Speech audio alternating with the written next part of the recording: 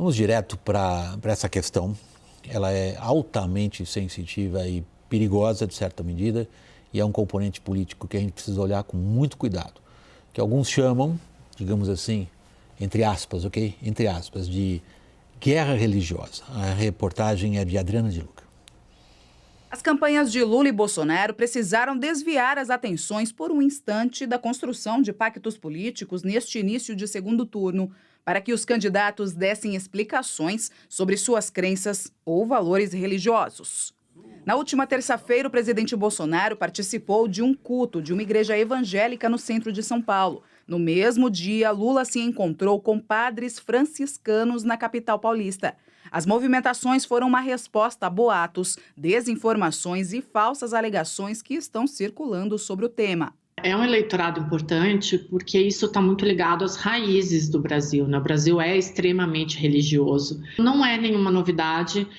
Estranho seria se os políticos não adentrassem um campo que é tão importante, tão fundamental e tão ligado a esse Brasil mais profundo, né? Então, a gente sempre vai ver essa discussão da religião. Nos últimos dias, houve uma grande mobilização em torno da pauta religião.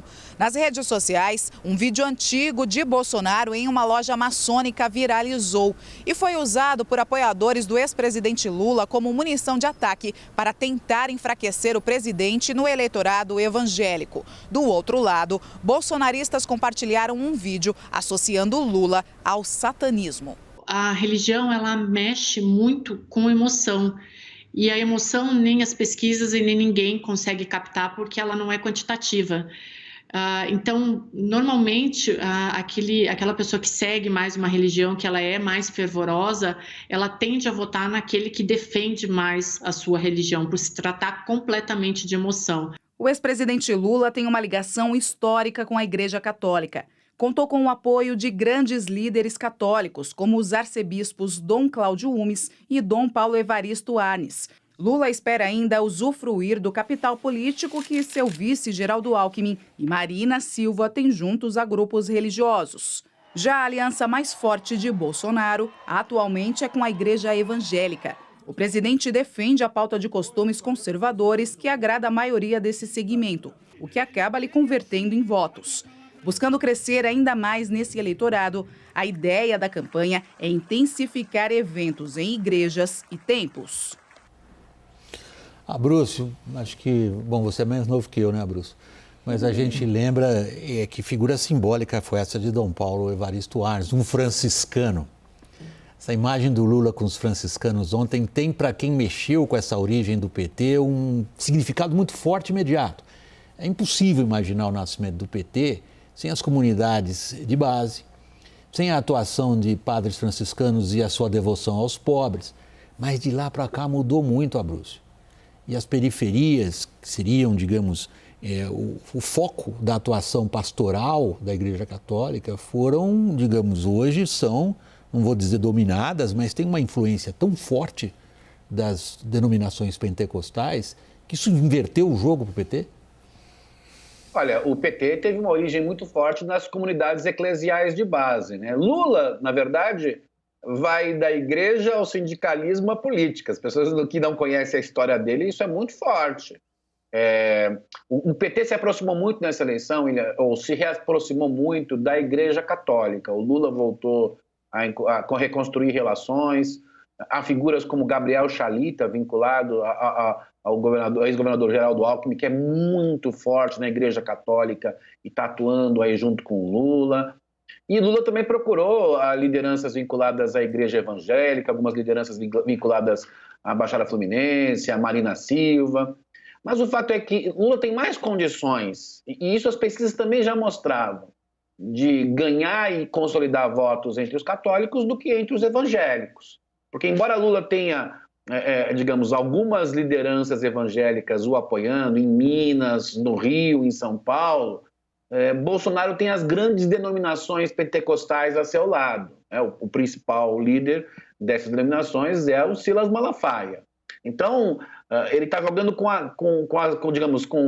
o big business dos pentecostais. E o Lula está jogando com pequenas e médias igrejas, pequenas e médias denominações dos pentecostais e, portanto, tem desvantagem.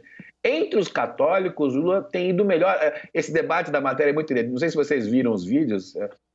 Digamos, o debate fica um pouco engraçado para a gente que, digamos, tem uma certa formação iluminista, né, William? Mas, assim, não é um vídeo, são alguns vídeos do Bolsonaro em relação à sua ligação com a maçonaria. Hoje o Bolsonaro, inclusive, foi obrigado a comentar esses vídeos, né? A gente pensa, mas isso vai definir o voto? Para muita gente, principalmente na Igreja Católica, sim. Então, assim, talvez seja um universo fora da nossa bolha aqui, mas essa batalha religiosa vai continuar muito fortemente e os dois candidatos, ninguém vai dizer, é apenas o Bolsonaro que está fazendo isso, usando a religião. Acho que neste momento os dois estão com estratégia religiosa. Eu só posso lembrar da minha carreira de repórter, eu cobri tanto no Oriente Médio, situações de Israel, Irã, Arábia Saudita, Líbano. O que a guerra religiosa provoca? Eu acho horrível para a democracia, né, William? Agora você disse, somos todos iluministas, mas não é disso que estamos tratando. Nós estamos tratando, às vezes, de visões que a gente seria obrigado a colocar no aspecto contrário, do obscurantismo. Mas eu não quero criticar aqui a fé nem a confissão de ninguém. Eu quero tentar estabelecer do ponto de vista político, Caio, até que ponto as campanhas estão dispostas a ir nessa trilha que eu caracterizei, sensível, delicada, perigosa, do sentimento religioso. Não, tudo é estratégia. Isso eu vejo, já no primeiro turno foi assim, no segundo turno vai se repetir. Não há como conter esse movimento. Não há como conter, principalmente porque você teve um presidente da República que nomeou evangélico para o Supremo, que atendeu, participou, recebeu no Palácio do Planalto, Palácio da Alvorada, tem dentre seus principais aliados, o professor falou, Fernando Abrúcio. Então, assim, não é da campanha, é do governo, é do bolsonarismo. A gente precisa entender o bolsonarismo como uma intersecção de setores da sociedade, como agro, liberais, militares e evangélicos, que foram atendidos pelo presidente da República. E é evidente que isso vai ser transformado, foi transformado. O problema, eu também concordo, somos iluministas, não era nem para estar falando disso, mas é um dado da realidade. Não, é um dado da política brasileira hoje, ninguém pode ignorar isso. Claro, o problema é a forma como isso é abordado. E eu também tenho dúvidas, eu não acredito em rebanhos, assim como eu não acredito em devoção automática das classes menos favorecidas a um ou a outro. Eu não vejo assim, eu acho que tem identidade mesmo. Por que o pobre vota mais no Lula do que para o Bolsonaro? Porque tiveram na era Lula políticas sociais para essa população. Por que os evangélicos majoritariamente votam com o Bolsonaro? Porque foi uma classe, um setor privilegiado durante o governo Bolsonaro. Para mim é muito simples. Não é o Malafaia erguer a mão e falar, vem, vota em 22. Eu não vejo tanto assim. Eu vejo uma identidade. William, porque houve um governo que privilegiou esse setor. Você me permite trazer um dado aqui? Fique à vontade. Né? Ontem, porque eu acho que a campanha começa no segundo turno em dois ambientes. O que a gente observa, o que é oficial, mas há uma grande campanha submersa. E aparentemente os dois lados vieram com muitas armas nessa história. Ontem, quando surgiu essa história toda relacionada à religião, explodiram as pesquisas no Google, que é a principal ferramenta de busca da internet, relacionadas, por exemplo, a Bolsonaro maçonaria, maçom, Lula satanista, mas as duas campanhas foram atingidas de maneira muito diferente. O Google mostra que as buscas por Bolsonaro e maçom são 15 vezes mais volumosas do que as buscas relacionadas aos mesmos temas ou temas correlatos com o ex-presidente Lula.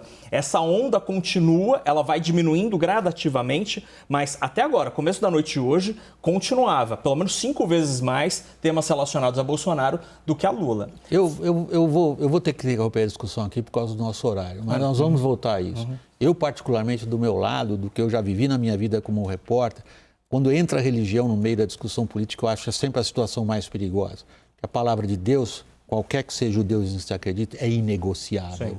E aí tudo muda e passa para um outro patamar, e por isso eu me considero um pouco temeroso diante do que eu estou vendo. Fernando Abrúcio, cientista político, nosso muito obrigado. Muito obrigado Obrigado a pela sua vocês. participação. Sempre um prazer tê-lo conosco. Volte sempre. Boa noite, Um Fernando. abraço a todos aí. Fernando Nakagawa, obrigado. Boa noite. Caio Junqueira, igualmente, obrigado e boa noite.